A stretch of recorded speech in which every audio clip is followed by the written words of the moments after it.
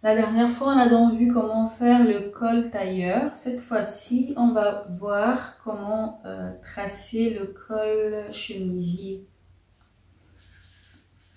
Le col chemisier.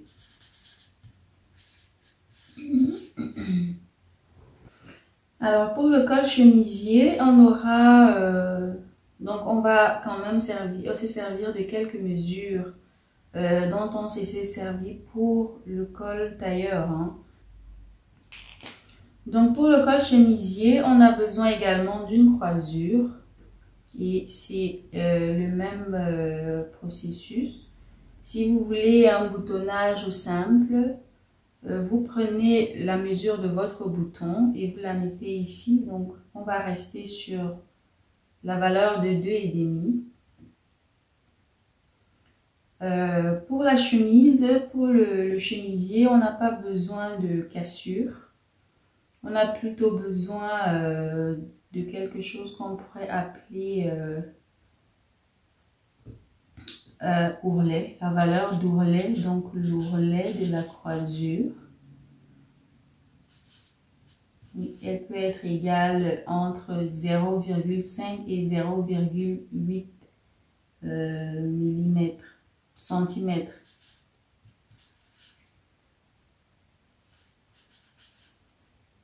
On a également besoin d'un pied de colle et on a également besoin de la valeur de nos encolures, donc de l'encolure dos et de l'encolure devant. Et bon, quand on faisait le col tailleur, on avait déjà travaillé nos encolures, donc on les avait élargies.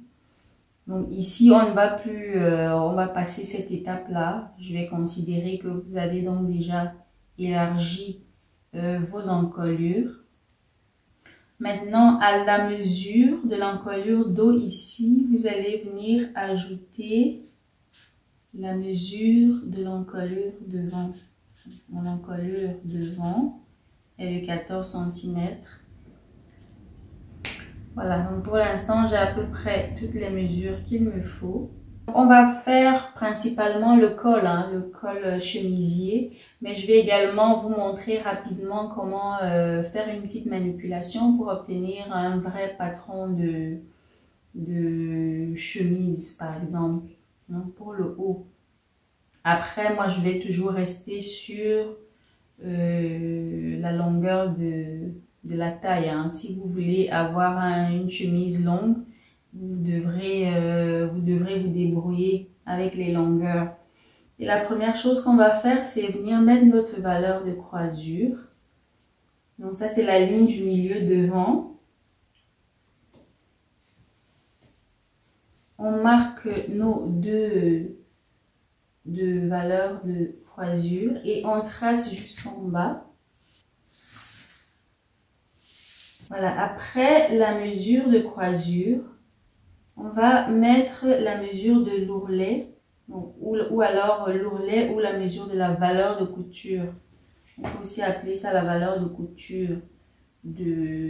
Voilà, maintenant moi je vais simplement mettre ma position des boutons. Après, maintenant, si vous voulez voir comment bien positionner vos boutons et bien positionner vos boutonnières sur la chemise, j'ai fait une vidéo, dans la vidéo de la chemise en lin, je vous ai montré toutes les étapes pour les boutons et les boutonnières. Voilà, ça c'est fait maintenant. Donc on a mis la valeur de croisure et d'ourlet. On va maintenant tracer le col de la chemise. Et pour cela, on a besoin de la mesure des encolures. Donc vous allez prendre votre mesure d'encolure dos plus la mesure d'encolure devant. Et vous allez tracer donc, quand vous avez le total, vous tracez donc une, je vais faire ça ici en bas. Hein. J'aurais pu le faire directement là sur l'encolure, mais comme il y a déjà des écritures là. Voilà, j'ai donc tracé une l'équerre en fait, c'est comme on a l'habitude de faire. Donc une première ligne comme ça, une autre comme ceci. Et sur cette ligne d'en bas ici, je vais d'abord mettre la valeur de l'encolure dos, plus la valeur de l'encolure devant, plus, et à ces deux mesures, je vais venir rajouter la valeur de la croisure. Voilà, donc je prends, à partir donc du milieu devant ici, je mène tout simplement ma ligne jusqu'au niveau de la croisure ici. Ok. Maintenant, je prends donc cette mesure totale et je la divise par 2. Voilà, vous trouvez votre point comme ça dans le centre et vous tracez également jusqu'en haut.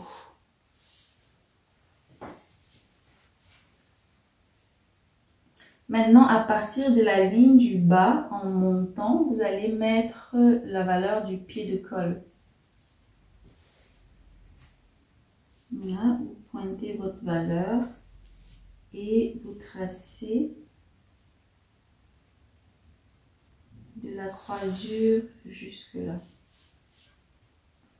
J'ai fait une petite erreur avec mes lignes ici, mais le processus reste le même. Hein. Donc, ici sur le bas, je vais écrire, donc ici en bas, c'est le pied de colle. Au niveau de la croisure ici, du bas, de la ligne du bas ici en montant, on va prendre 1 cm. J'ai marqué ici 1. Et de la ligne du haut ici, donc cette ligne ici, en montant, on va également prendre 1 cm. 1 cm. Et là, à partir du centre ici, on rejoint la première ligne là.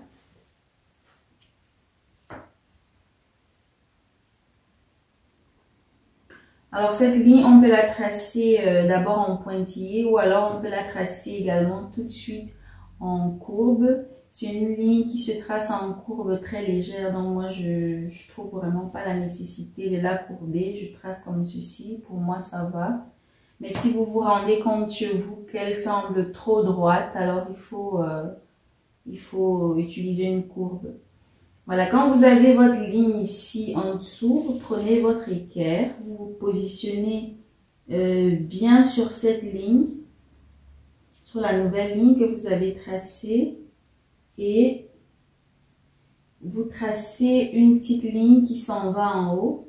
Voilà, maintenant que j'ai ma ligne ici à l'équerre, je trace du point du centre ici jusqu'au point que j'étais remonté là, de 1 cm également.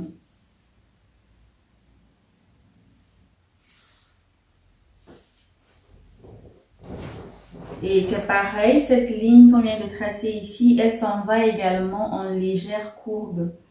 Mais c'est comme je vous dis, moi je ne trouve vraiment pas la nécessité de la courber parce que j'ai déjà, pour moi elle est suffisamment biaisée. Donc voilà, quand j'ai tracé comme ceci, je courbe donc à partir de la ligne du milieu devant, donc cette ligne ici. Je courbe comme ceci jusqu'au point que j'ai remonté là.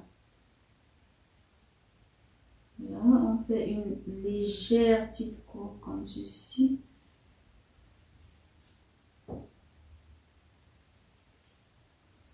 Voilà, et là, on a donc fini notre pied de colle.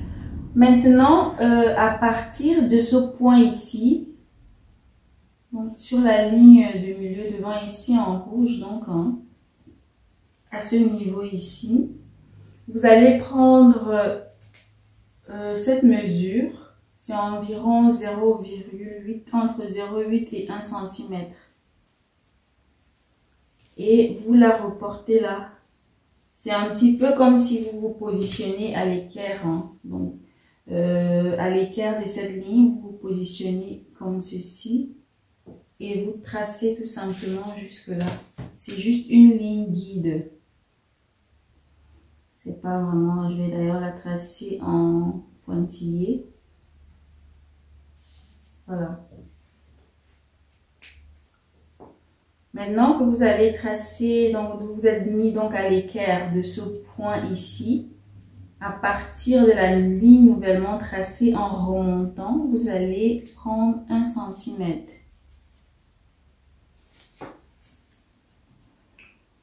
De la ligne nouvellement tracée ici, on remonte de 1 et on trace donc cette nouvelle ligne où j'avais fait l'erreur là.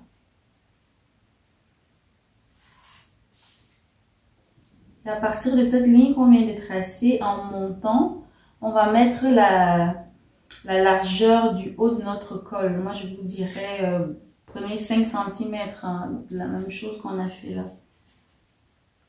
Vous pouvez tout à fait prendre plus ou moins, hein, selon le visuel que vous voulez donner à votre col. Donc 5 cm et on trace comme ceci. Alors, on va d'abord tracer comme ça jusqu'à la croisure ici. Maintenant, à partir de la ligne de croisure ici, vous allez rajouter 2 cm.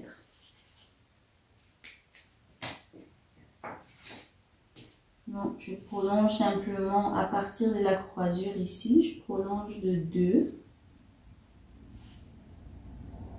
Voilà.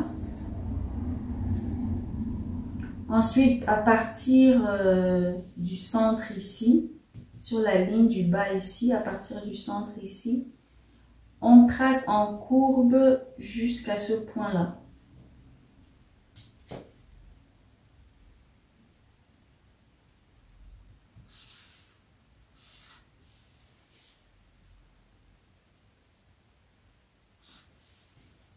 Voilà, et de ce point, on trace jusqu'à celui-là.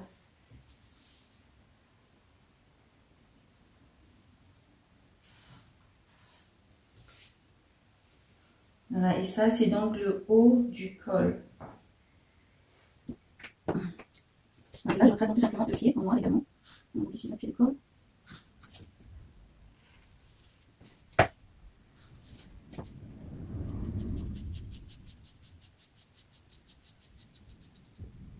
Et ici, le haut du col.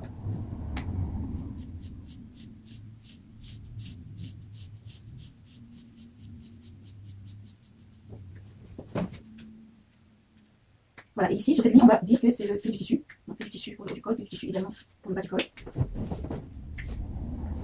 Voilà, maintenant qu'on a donc fini notre col, je vais vous montrer comment transformer, donc comment partir du corsage à la chemise. Donc, la première chose qu'on vient faire pour la chemise, dans le dos, c'est ici au niveau... donc on a déjà notre repère ici à la carrure. Donc, la seule chose qu'on fait pour la pièce du bas de la chemise, c'est qu'on prolonge simplement ici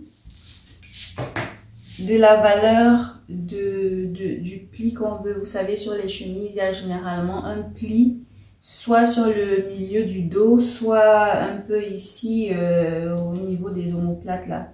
Donc, vous décidez là où vous allez mettre votre pli.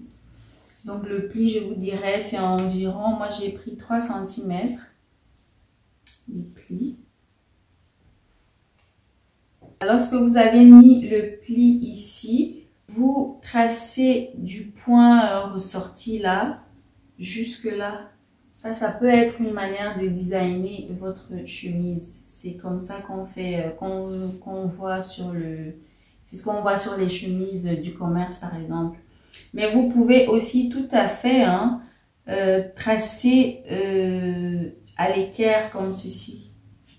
Ok, donc au lieu de venir en triangle comme ceci, vous pouvez tout à fait venir tout droit comme ceci. C'est vous qui voyez. Donc, je fais ça au crayon parce que c'est à vous de décider ce que vous faites. Soit vous tracez comme ceci et votre pièce du dos, votre pièce numéro 2 du dos devient donc là. Donc, à partir de la moitié de la manchure ici jusqu'au pli. et du pli jusqu'ici en bas et du bas jusque là. Votre première pièce du dos va donc devenir celle-ci et cette partie devra être au pli du tissu. Ok. Vous pouvez cependant mettre un petit cran ici entre les deux pour ne pas vous embrouiller de pièces, mais normalement ça va. Une autre chose qu'on observe également souvent sur les chemises, c'est que le dos semble souvent plus long que le devant. C'est comme si une partie du dos allait retomber sur le devant. Et donc, pour obtenir ça, on vient ici sur le devant, au niveau de l'épaule, et on descend l'épaule d'environ 3. Vous pouvez prendre 3 cm et demi à peu près. Et vous tracez comme ceci.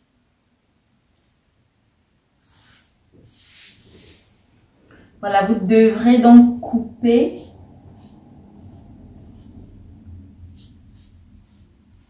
Vous devrez donc couper cette partie. Et cette partie du haut ici, vous devrez venir la coller à l'épaule du dos ici. Ok? Ce qui fait donc que votre devant sera plus court, puisqu'il n'y aura plus cette partie. Et cette partie viendra ici sur le dos et le dos sera donc plus long. Donc tout ce que vous pouvez faire pour si par exemple vous ne voulez pas découper, c'est tout simplement de procéder comme on avait fait. Donc vous prenez votre papier de soie, vous retracez donc cette petite pièce ici. Voilà, je mets un petit point ici pour désigner que c'est l'emmanchure. Et je viens ici, donc sur le dos, je retourne. Je mets emmanchure sur emmanchure.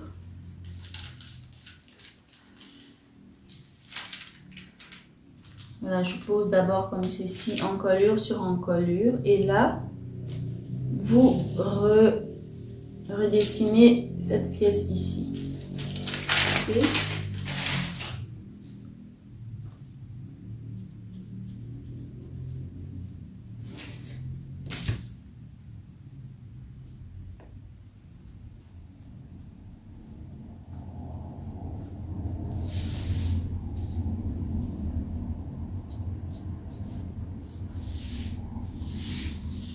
On vérifie bien la valeur de l'épaule.